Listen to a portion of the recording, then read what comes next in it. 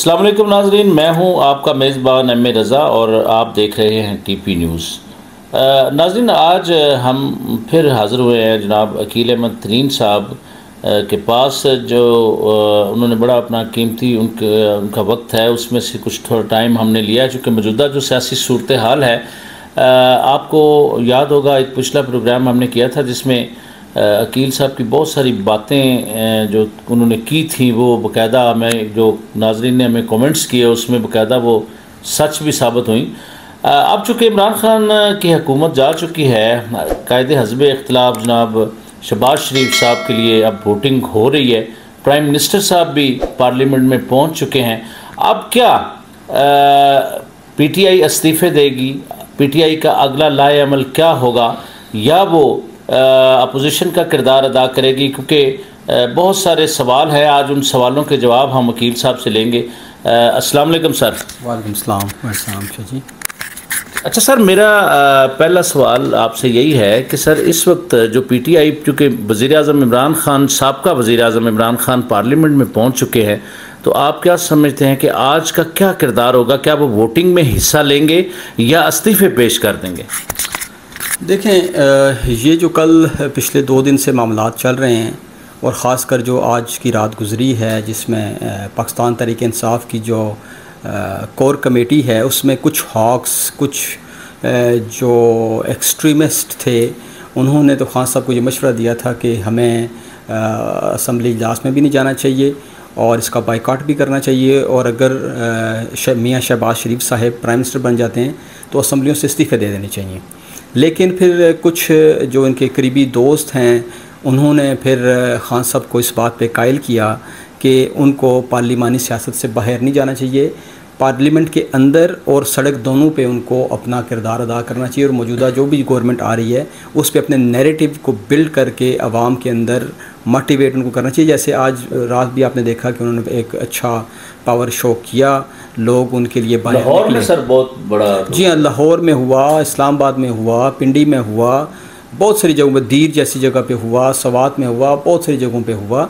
तो लेकिन इस पे भी एक बात आपको याद रखनी चाहिए नाजरीन को कि ये चीज़ कोई 1 डे नोटिस पे नहीं हुई। इस पे 3-4 दिन पहले, जिस दिन प्राइम मिनिस्टर के ख़िलाफ़, इमरान खान साहब के ख़िलाफ़ जो नो कॉन्फिडेंस मूव थी, उससे भी 2 दिन पहले ये चीज़ें तैयारी की जा चुकी थी कुछ चीज़ों पे। जैसे फिर बाद में एक ख़बर आई कि इन्होंने chief of army staff general Qamar Javed Bajwa साहब को सैक करने की कोशिश की आखिरी लम्हे, और वो नोटिफिकेशन भी नहीं हो सका, कुछ चीज़ें बग भी हो गई। लेकिन PM साहब के पास सर उस वक्त काफ़ी साफ़ी मौजूद थे, उन्होंने कहा मेरे तो इल्म में नहीं है, अगर आपके इल्म में है तो मुझे बताएं। उन्होंने तो साफ इनकार किया था। देखें, ऐसी चीज़ें मीडिया पे आके या कोई वर्जन ले या कोई मौक़िफ़ ले तो कोई भी नहीं बताता कि हमने ये काम किया है, क्योंकि वो चीज़ समरी तैयार होने से पहले और जो इनके जो मामलात थे वो उससे पहले ही जो मुतलका इदारे थे उन्होंने उसको इंटरसेप्ट करके उसको ख़त्म कर दिया था। तो ये सारी तैयारी इनफैक्ट मुल्क के अंदर, जो मेरी इत्तला है, जो गलत भी हो सकती है, वो ये है कि ये इन्होंने मुल्क के अंदर मार्शल लॉ नाफिज करना था, और जो नए आर्मी चीफ़ की तैनाती की कोशिश की गई थी उसके हक़ में, और जो मौजूदा अपोजिशन के ख़िलाफ़ है उसके ख़िलाफ़ ये पावर शो होना था। लेकिन फिर आखिरी लम्हे, क्योंकि वो सारे मामलात उस तरह नहीं चल सके जिस तरह इनका स्क्रिप्ट था, जैसे इनका प्लान था, तो फिर इन्होंने उसी को जो मौजूदा आर्मी चीफ़ के ख़िलाफ़, जो मौजूदा आर्मी चीफ़ जो बनते नए, उनके हक़ में जो बनना था, तो उन्होंने जो मौजूदा आर्मी चीफ़ हैं जनरल कमर जावेद बाजवा, जिन्होंने आइन और कानून की बहाली के लिए, जिन्होंने आइन की सरबुलंदी के लिए काम किया, और इसमें कोई दूसरी राय नहीं है कि उन्होंने न्यूट्रल हो के सिस्टम को एक रास्ता दिया, पार्लियामेंट को एक रास्ता दिया कि वो इन हाउस तब्दीली करें, और वो इन हाउस तब्दीली करने में कामयाब भी हुई, इसी वजह से अपोजिशन। अच्छा सर एक जो इस वक्त जो सोशल मीडिया पे एक बूम है, हर तरफ इमरान खान हो रही है। बहुत सारे हमारे साफ़ी, इरशाद भट्टी साहब को जियो से सुनने में आ रहा है कि ऑफ एयर कर दिया गया। फिर इमरान रियाज खान जो समा में अलीम खान साहब ने ख़रीदा था, उस समा में उनको भी ऑफ एयर, और बहुत सारे साफ़ी हैं जिनको बड़ा इंतकामी एक सलूक किया जा रहा है। इमरान खान की मकबूलियत सोशल मीडिया की हद तक है या इमरान खान आवाम के दिलों में अपनी जगह बना चुके हैं? लोग यहाँ तक कह रहे हैं कि पहले हमने भुट्टो खो दिया, अब इमरान खान जैसा खुददार और गैरतमंद लीडर खो रहे हैं। तो इस पर आपका क्या कहना है?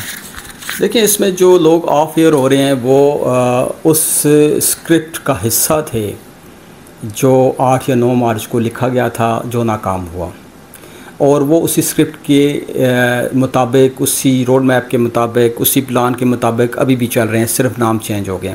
अभी देखें, सबसे जो बुरी बात हुई, देखें कल तक 9 अप्रैल से पहले तक या 7 अप्रैल तक या 27 मार्च तक या उससे पहले तक यही पीटीआई के जो हैंडलर्स थे सोशल मीडिया के, वो आर्मी चीफ़ को और पाक फ़ौज की पपियाँ जफ्फियाँ लेते नहीं थकते थे, उनकी तारीफ़ें करते नहीं थकते थे।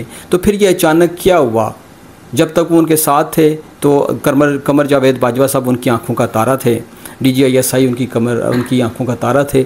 जैसे ही एक न्यूट्रल काम हुआ, एक आइन और कानून के मुताबिक काम हुआ, तो वो उनको भर्रे लगने लग पड़े। देखिए, आप रात वाली जो इन्होंने एजुटेशन की, जो पावर शो किया, तो उसमें आप एक चीज़ देखें, ये पावर शो किसके ख़िलाफ़ था? ये क्या पार्लियामेंट के ख़िलाफ़ था? नो। ये क्या अदलिया के ख़िलाफ़ था? नो। ये सिर्फ जनरल कमर जावेद बाजवा के ख़िलाफ़ था। तो ये क्यों था? इस क्यों का जवाब अगर आप ढूँढेंगे तो आपको तमाम मामलात, और जो खान साहब का जो बुत बना हुआ है ईमानदारी का, और जो खान साहब की एक, आप कह रहे हैं कि एक बहुत बड़ी एक शख्सियत बन गए थे और एक बहुत बड़ी उनके फॉलोअर्स थे, तो ये फॉलोअर्स इनके हैं, लेकिन ब्रेनलेस फॉलोअर्स हैं मेरे नज़दीक।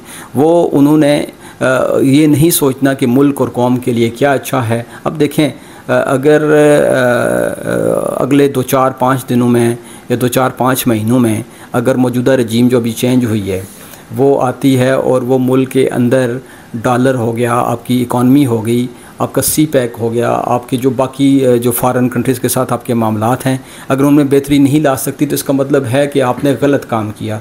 आर्मी चीफ़ ने न्यूट्रल होकर गलत काम किया, इस मुल्क के इदारों ने न्यूट्रल होकर गलत काम किया। लेकिन अगर ये चीज़ें ठीक होती हैं, मेरा और आपका मेयार ज़िंदगी ठीक होता है, बिजली गैस के बिल अगर कम आना शुरू हो जाते हैं, आटा घी चीनी सस्ती हो जाती है, और आपकी जो चीज़ें हैं वो आपकी इकॉनमी चलना शुरू हो जाती है, तो इसका मतलब है कि वो वाला फ़ैसला जो 2018 में किया गया था कुछ लोगों ने, वो गलत था। और जो आज का फ़ैसला उन्होंने, कुछ लोगों ने जो उस वक्त शामिल थे, उन्होंने अगर आज उसको ठीक करने की कोशिश की है, तो वो बिल्कुल इस मुल्क को बचाने के लिए, इस मुल्क की आइन की सरबंदी के लिए उन्होंने ठीक काम किया। अच्छा सर, इस वक्त अगर अपोजिशन का रोल अगर पीटीआई करती है तो क्या ये बेहतर नहीं होगा कि कल को कानून साजी होती है, मिसाल के तौर पर नैब का इदारा है, नैब को अगर ये ख़त्म कर देते हैं, या FIA के ऊपर कुछ और सारे मामला जो इनके चल रहे हैं, अगर उसका बेनिफिट होता है, तो आप नहीं समझते हैं पीटीआई को अपोजिशन में रहना चाहिए, ना कि इस्तीफे दे देना चाहिए? ये सर हमारा आखिरी सवाल है। देखें, वो मैंने आपको पहले जो आपने सवाल पूछा उसमें मैंने ये आपको क्लियर भी कर दिया कि इस्तीफ़े का ऑप्शन इनके पास मौजूद है, लेकिन क्योंकि इस काम को 48 घंटे गुजर गए, 72 घंटे और गुजरेंगे, तो इनकी जो इन्होंने ठंडे दिलो दिमाग से सोचना शुरू कर देना। ये पार्लियामेंट से बाहर चले गए तो इनका जो आज की पावर है, जो आज की एजुटेशन है, इसमें वो ज़ोर, वो ताकत नहीं रहेगी।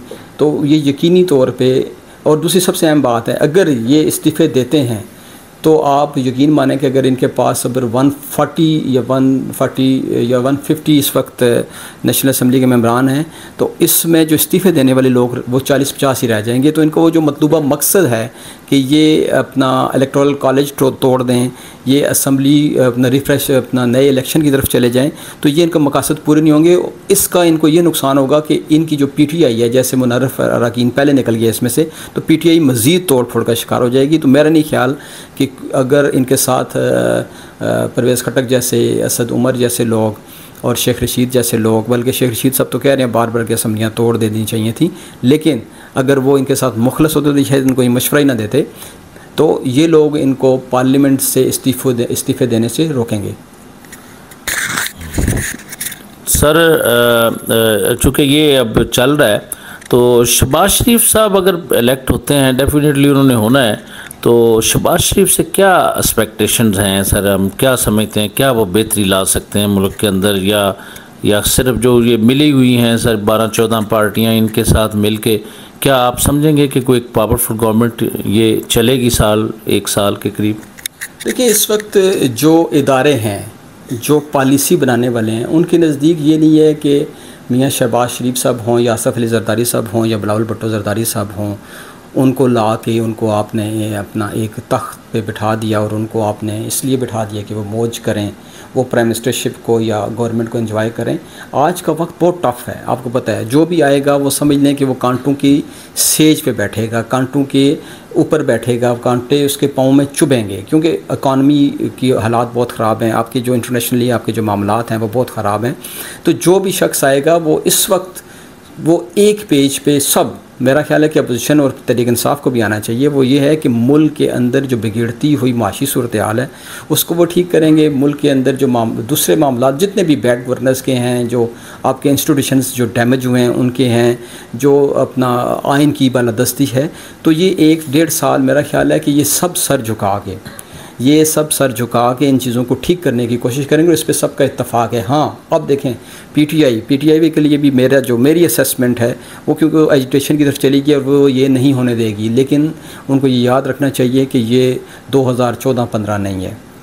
आज रात का जो शो है ये समझ लें, मैंने कल भी ट्वीट पे भी लिखा कि ये जैसे कश्मीर वाला मामला 5 अगस्त को हुआ तो 5 मिनट की खामोशी आप सिर्फ 2 हफ्ते ही कर सके, तो ये चीज़ें आपको आहिस्ता आहिस्ता दम तोड़ती नज़र आएंगी। और पीटीआई के अंदर भी ये जो एहतजाज वाला काम है, ये आखिर में चंद हज़ार लोग ही या चंद 100 लोग ही रह जाएंगे और ये काम एजुटेशन का चलेगा भी नहीं। उसकी वजह ये है कि जो उन तमाम लोगों को जो इस वक्त पीटीआई की लाइफ लाइन बने हुए हैं, जो ऑक्सीजन दे रहे हैं और जो इंस्टीट्यूशंस के अंदर मौजूद हैं, उनकी फैमिलीज़ मौजूद हैं, वो लोग जो इनको अभी भी सहारा दिए हुए हैं उनको भी न्यूट्रल कर दिया जाएगा। और ये सिर्फ इस वजह से न्यूट्रल नहीं कर दिया जाएगा पीटीआई एक सियासी जमात है और वो मुल्क के लिए बहुत अच्छी है, वो इसलिए कर दिया जाएगा कि मुल्क की जो अभी मौजूदा सूरत हाल है वो इसका तकाजा करती है कि इस वक्त अमन, सियासी इस्तेहकाम और मुल्क के अंदर जो सब मिल बैठ के इस मुल्क को आगे बढ़ाने के लिए काम करें। अगर नहीं करेंगे तो खुदा न खास्ता पाकिस्तान जिस रफ्तार से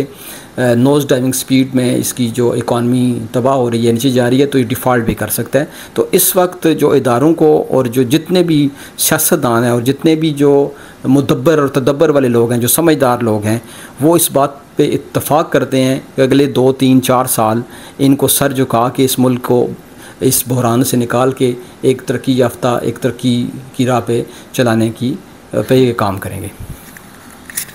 अकील अहमद तरीन साहब, बहुत बहुत शुक्रिया सर। आपने नाज़रीन देखा अकील साहब का जो तज्ज़िया है उसमें ये बात बड़ी एक वाज़ह तौर पर समझ में आ रही है कि सबको मुल्की मफाद के ऊपर काम करना चाहिए। तरीक़े इंसाफ को भी भूल कर, अगर अदम एतमाद उनके ऊपर कामयाब हो गई है, वो अक्सरियत नहीं शो कर पाए, तो अब उनको नहीं चाहिए कि इंतकामी सियासत की तरफ या मुल्क में जो ये खाना जंगी की बातें हैं या धमकियां हैं, इस तरह की बातें नहीं करनी चाहिए। मुल्की मफाद के लिए उनको मिलकर काम करना चाहिए। दूसरा, उनका एक माहिराना मशवरा ये भी था कि देखें, अपोजिशन का किरदार अगर करेंगे तो कानून साजी के अंदर बहुत सारी चीज़ें तरीक़े इंसाफ के लिए फेवरेबल होंगी। कई चीज़ें ऐसी हैं अगर वो बिल्कुल मैदान खाली छोड़ देंगे तो कई सारी चीज़ें उनके नुकसान में भी जाएंगी।